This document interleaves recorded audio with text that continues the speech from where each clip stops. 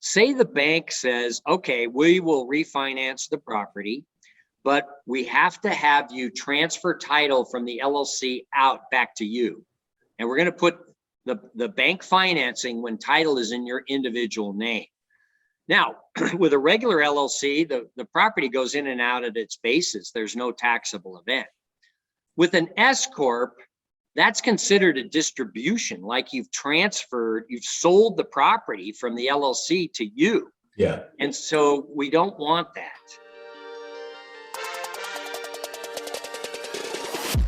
You're listening to the Rich State of Mind Show, the podcast made to make you the total package in the entrepreneurial world and give you what we call a rich state of mind.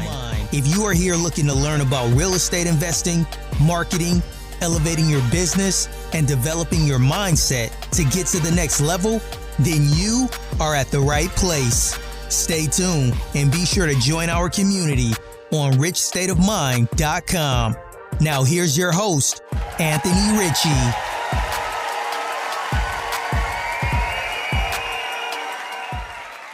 Hey everybody, welcome back to another episode of Rich State of Mind, where I'm talking to Garrett Sutton. Garrett is a corporate attorney, asset protection expert, and best-selling author who has sold over 1 million books to guide entrepreneurs and investors. So for more than 30 years, Garrett has run his practice assisting entrepreneurs and real estate investors in protecting their assets and maximizing their financial goals through sound management and asset protection strategies. I've actually used Garrett Sutton's company myself. I really like their customer service. They're very quick to have turnaround on whatever tasks need to get done. And I do appreciate his services. So please enjoy this episode. I think you'll learn a lot from it. And you don't want to waste all the hard work that you've put into build up your asset and your net worth. And I think Garrett and his team are very good at protecting those. So thank you for listening and please enjoy. Hey, Garrett, thanks for taking the time for being on the Rich State of Mind podcast. Like I said before we started recording, I was really looking forward to this episode because we're going to be talking about asset protection, entities, stuff of that nature. And so if you could please just tell us a little bit about your background and what you do. Well, thanks, Anthony. Thanks for having me on. My name is Garrett Sutton. I'm an attorney here in Reno, Nevada. I graduated from Berkeley and then went across the bay to San Francisco to law school at the University of California's Law School in San Francisco. I always liked corporate law. It just was my favorite course in college and rather law school. And so I started practicing corporate law, and I became fortunate to become associated with Robert Kiyosaki and the Rich Dad Advisor team. And so I've been dealing with asset protection and corporate law with Robert for the last 20 years. And so we assist people all over the world, not only the US, but people are coming into the US to invest in real estate. So we assist people from all over the world to set up LLCs to protect themselves. As you know, Anthony, it's a very litigious society that we live in, and you have to take steps to protect yourself so that, if something does happen at the property, they can't get all of your assets. And I wrote a new book called Fail Not Fail to show people how to stay protected. Because once you set up that corporation or LLC, it doesn't end there. There are these ongoing rules that you have to follow to stay protected. And you're right. That is the general misconception, is that, hey, if I get this LLC, great, nobody can touch my personal assets. Because like I mentioned earlier, like divorce or somebody coming for you with, some type of legal issue that you have while it was on if we're going to talk about real estate, while it was on your property, then you're going to really be devastated. Yeah, you've spent all this time, raising money and saving money to buy your real estate, and you know that you need to put it into an LLC. But then a lot of people, Anthony, will set up their entities online, and they don't know that there are these other rules that they have to follow on an ongoing basis to stay protected. And so that's what this whole book, Fail Not Fail, is about, is how to protect yourself going forward. And so let's talk about that. We talked about earlier about veil, piercing the corporate veil. What is that? Well, you set up the corporation and you put the duplex into it, or you start a business in it. And then a tenant falls at the property, and hopefully there's enough insurance. You want to make sure the insurance is in the name of the LLC. But let's say the property doesn't have enough equity in it, and the person suing has a good attorney that says, look, they didn't follow the formalities here. There's no money in the LLC. So let's try and pierce the veil and go through the LLC to the individual owner's personal assets. And the whole reason you set up a corporation or an LLC was to provide that protection. But if you don't follow these rules and they pierce the veil, it's like it sounds. You go through this veil of protection. If you've done it right, the veil holds up. You can't get past it. But if you haven't followed these simple rules, the veil falls and they can go right after your personal assets. It's not a good situation. Is this something you recommend people either just educate themselves and go by the rules, or hire some type of attorney to help them? Well, that's a good question. I mean, you need to know, if you set up something online and that's how you like to do things, that there are these ongoing rules. And, you should read the book, Fail Not Fail, because we go through all the horror stories. And then at the end, we tell you how to avoid this from happening, how to follow these simple rules. Now, some people are so busy that they don't have time to follow these rules. And so that's why we offer a service. We'll prepare the minutes for you. We'll make sure that your filings are done. So if you need our help, we do offer a service at Corporate Direct to make sure that the veil is not pierced. Is this an hourly service? Well, for the minutes, we just charge a flat fee of $150. For our registered agent work, which you really need in the state where you were formed and the state you operate in, it's $125 a year. This is not expensive. No, yeah, not at all. Yeah.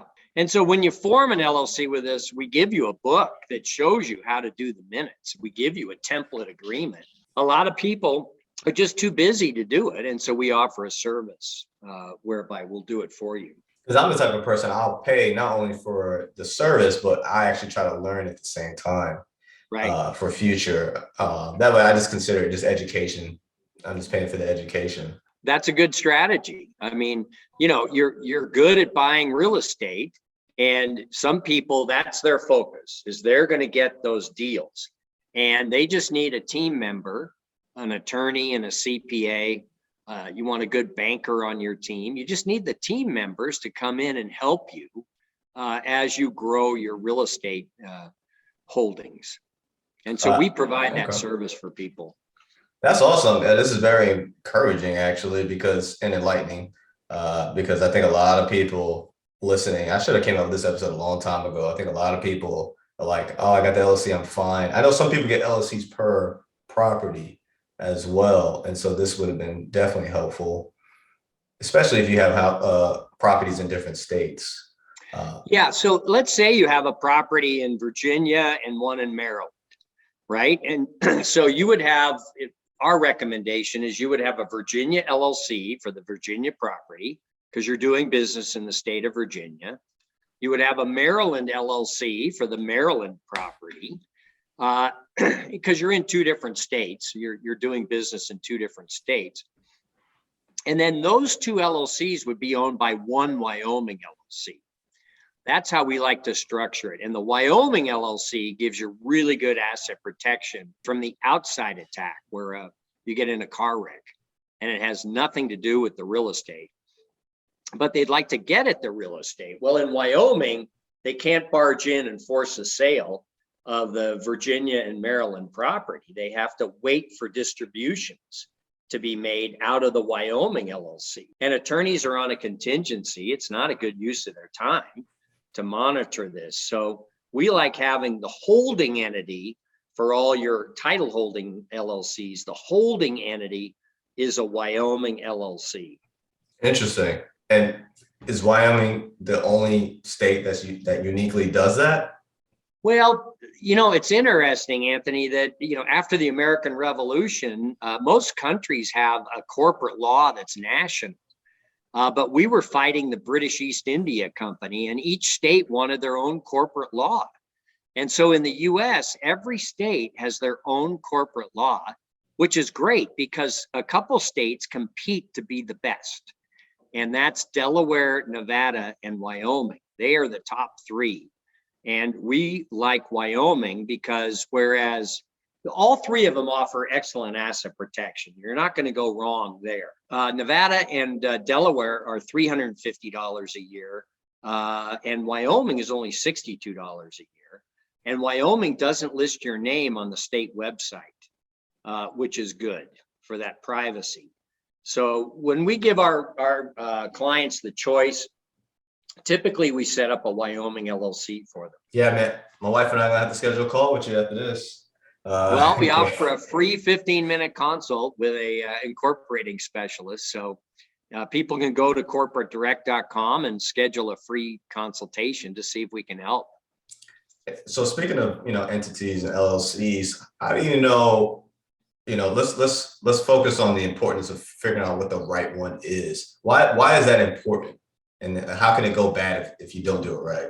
Well, I mean, if you set up your entity online and you think that you're going to put your real estate into a C Corp, that is really bad tax planning because of the double taxation of a C Corp. Real estate nowadays, in almost all cases, Anthony, is owned by an LLC.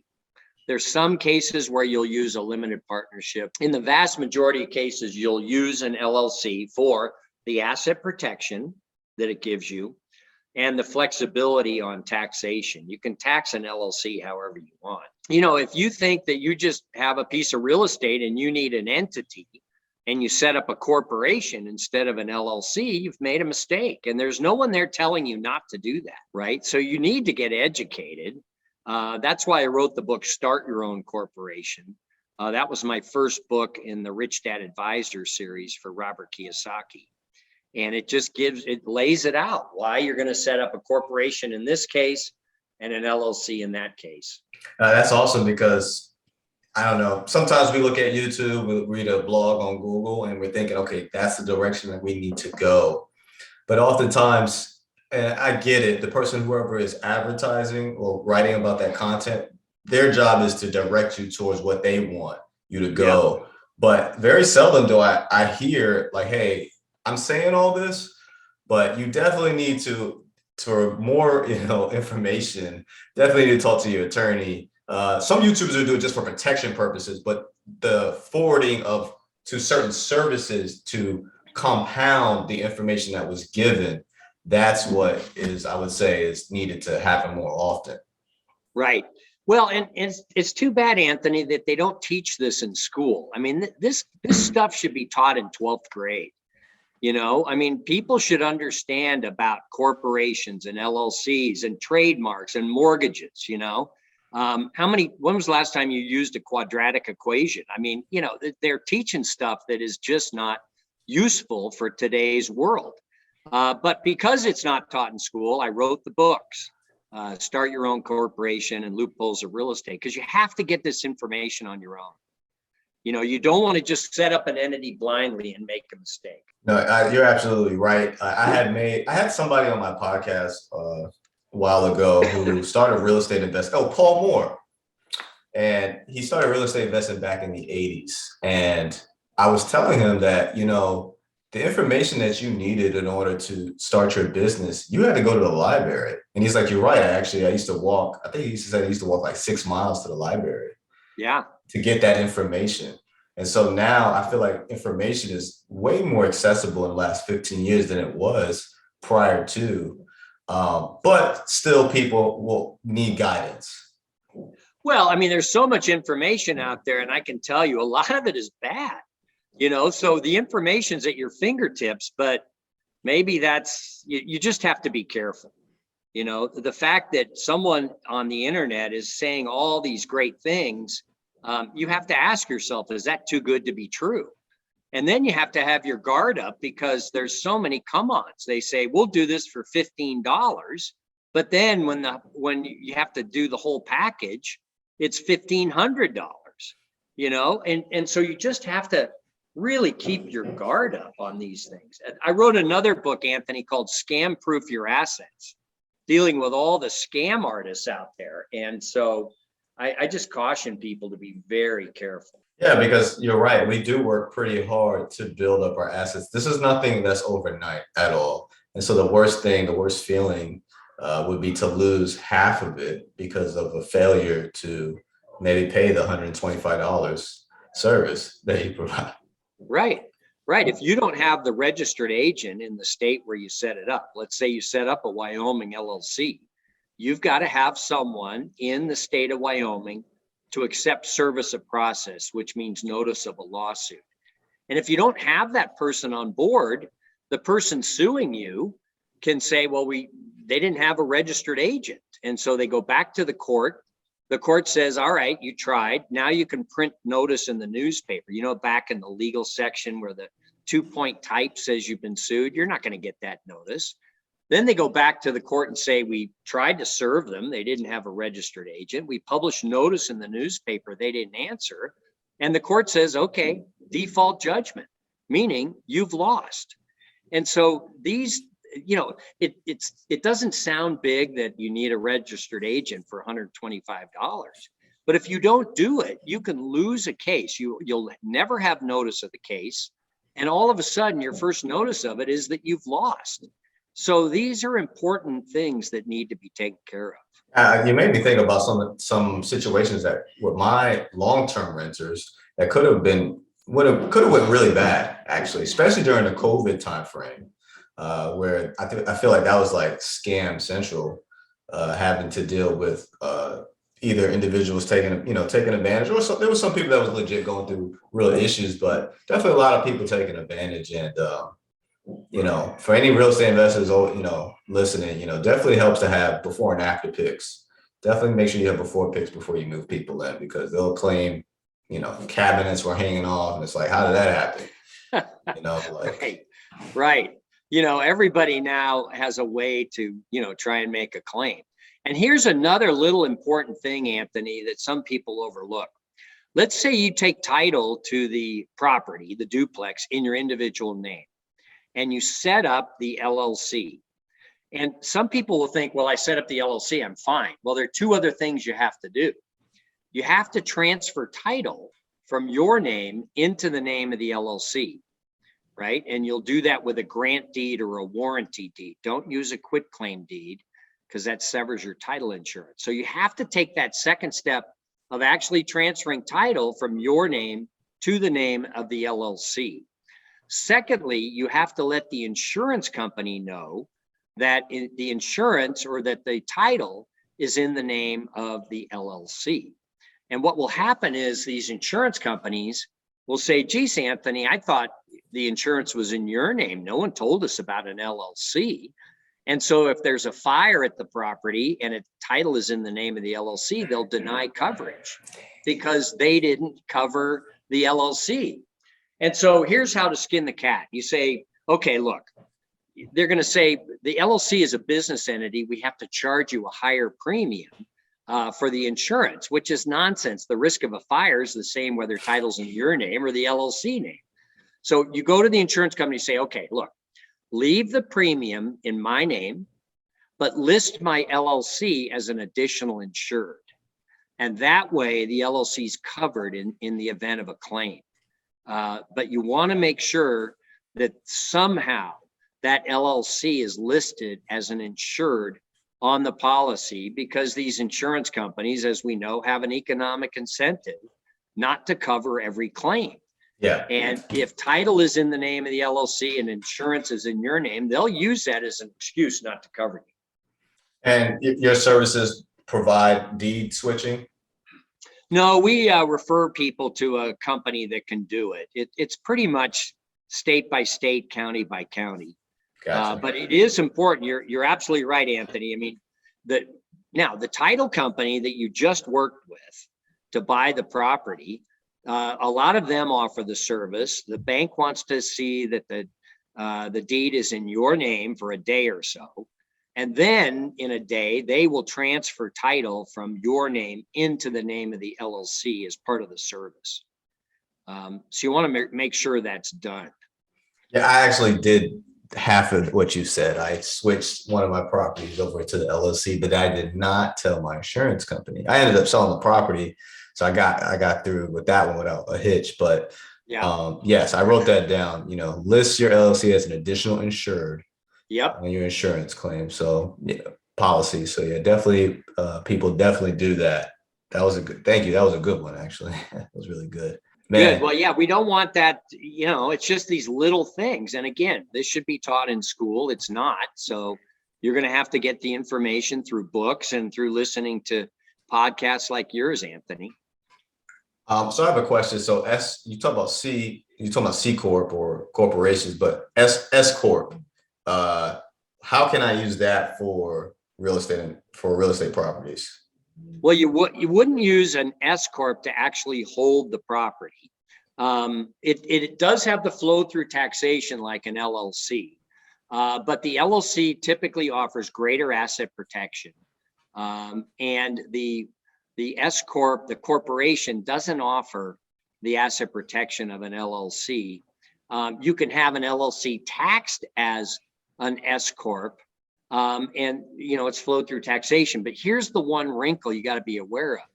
Say the bank says, okay, we will refinance the property, but we have to have you transfer title from the LLC out back to you. And we're going to put the bank financing when title is in your individual name. Now, with a regular LLC, the property goes in and out at its basis. There's no taxable event.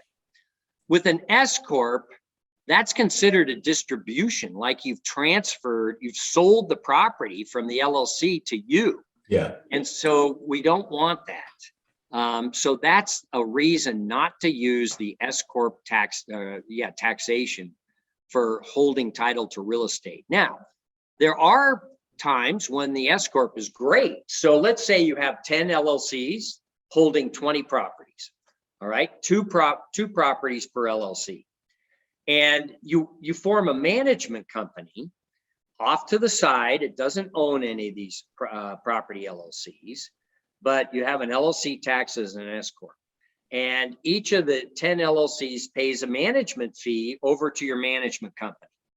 And you use that to, pay for cars, to pay for all sorts of an office. You can use the management company to pay for a lot of things. And in some cases, that can work out well for clients. You can do the management through each title holding LLC if you want, but there are times when that management company gives you a lot of benefits. I can see how that could go hand in hand because I'm trying to formulate this process in my own head. When is it okay to do it? When is it not? What best complements each other? Because it sounds like with that money circulating already as it is, it works out. It does. And then you can use that management company to hire other people so that if you hire them within one of the real estate holding LLCs and they sue, they could get at the property. If they're in the management company, which doesn't own real estate, and they sue, there's not as much to get. So, we like having the management company off to the side, and that is an element of asset protection. You're not going to hire people through an entity that holds valuable real estate. Yeah, that makes complete sense. And this has been pretty awesome, Garrett, because again, we focused a lot on scaling, right? The numbers, the scaling portion, just the surface having an LLC. And then we're pretty much praying for nothing to happen along the way. Yeah. Until we finally get bit, or maybe we get blessed and somewhere down the line, somebody tells us, hey, you need to do X, Y, and Z. Because as we're talking about this, it had me thinking about, my will, me and my wife completing that, doing the trust, putting those pillars around you, your businesses and your family to ensure that your hard work doesn't get touched in ways that you don't want it to. Well, Anthony, you raised a good point when it comes to the estate planning. So we talked about having a number of LLCs owned by one Wyoming LLC, and then that Wyoming LLC is owned by your living trust. And the living trust doesn't offer any asset protection. So you're not doing it for the asset protection. But the living trust allows you to avoid probate, meaning you don't have to go in front of a court and have the court approve the transfer of all your assets. The attorneys make out pretty well in probate. Instead, the living trust says, I, Anthony, know exactly how I want to distribute things. I don't need to go to court. And all we have to distribute is the ownership of that one Wyoming LLC, because it owns everything else. So you want to take care of your family and your kids, and hopefully the kids we use the Wyoming LLC to teach our kids about real estate. It's a good way for them to start learning about the business. Have them attend the meetings. They have to be 18 to own or be involved with an LLC, but they certainly can listen in on the meetings. It's a great way to educate the kids. But the Wyoming LLC is owned by the Living Trust, and the Living Trust says where things go when mom and dad pass. So they work together. The Wyoming LLC offers the asset protection. The Living Trust offers the probate avoidance. So what would be the difference between a trust and a will? Like if I do a trust and there's no point in having a will? Well, the Living Trust is like a super will. The will says, I want things to go here and there, but you have to go to court to probate it. So the will says, it lists out where the asset should go, but you still have to go into court to take care of things. The Living Trust says, I've done all this work and I'm appointing someone I trust, and we don't need to go to court. We're going to operate according to the terms of the Living Trust. And this is a far superior way to go, because once you get into probate, it's a matter of public record. People can find out where the assets are going. The attorneys get really paid well in that. You just don't need to pay those fees to an attorney. A living trust will cost you $2,000. A probate can cost you $20,000 to $50,000. So stay out of probate if you can. Okay. Have you ever heard of people trying to switch their primary home into their LLC? Yeah, there are certain states where you would do that. The first way we look at protecting your home is with what's called the homestead exemption.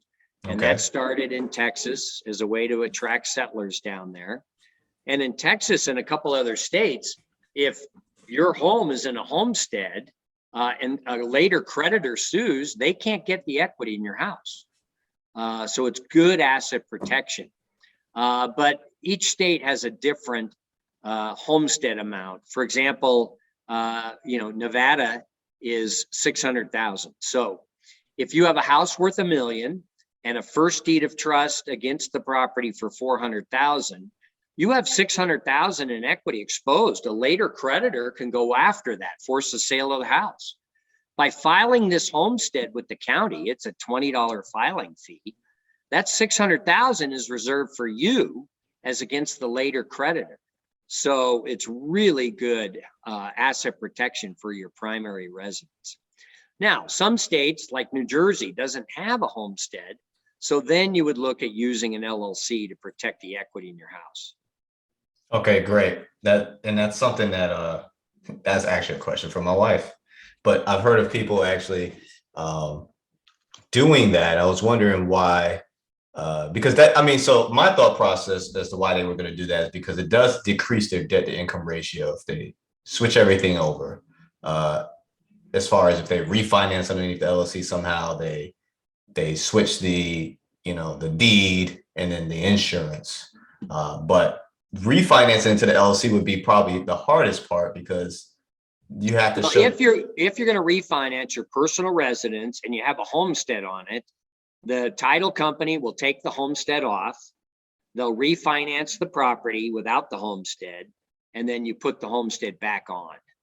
Gotcha. So that's how that works. Okay. Because the banks want to be ahead of the homestead. They want to be in first position. Oh yeah, always. Yeah. Always. Yeah. I haven't found a bank that's willing to take second. No, yeah. I mean, I remember there was a time where I had banks that did not even want to take a second lien. When I was trying to do that with one of my properties, like, no, we don't want to do that. Right. even if you are in good standing. Never hurts to ask. No, yeah, of course, right. So Garrett, this has been amazing. I haven't been this informed in an episode in a very long time, which is why when I forgot who reached out to me about you, but I was like, oh yeah, I know him. This would be really great, and because I never thought I'd get the opportunity to even talk to any of you guys from the Rich Dad Poor Dad community. So I'm really happy I got to talk to you. And I want to make sure, where can people find your book? And what's the name of your book again? So everybody can hear it. Fail Not Fail. And it's at Amazon, it's at RDA-Press. So it's, in the traditional places.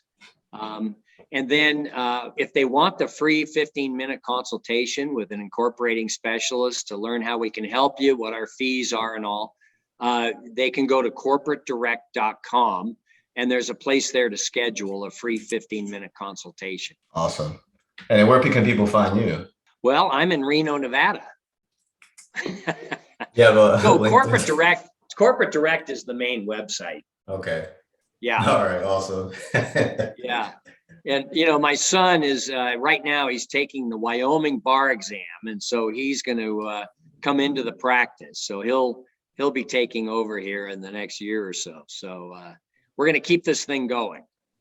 Oh, that's awesome to hear. I'm all about legacy as well. So That's pretty cool. Well, Garrett, it's really been a pleasure. I really appreciate you taking the time here. I can't wait for this episode to come out because I think people are going to get a good listen out of this one. Probably going to get some replays and a lot of pauses and replays from this episode. So thank you. It's been great. Good talking with you, Anthony, and best of luck with your investing. Thank you.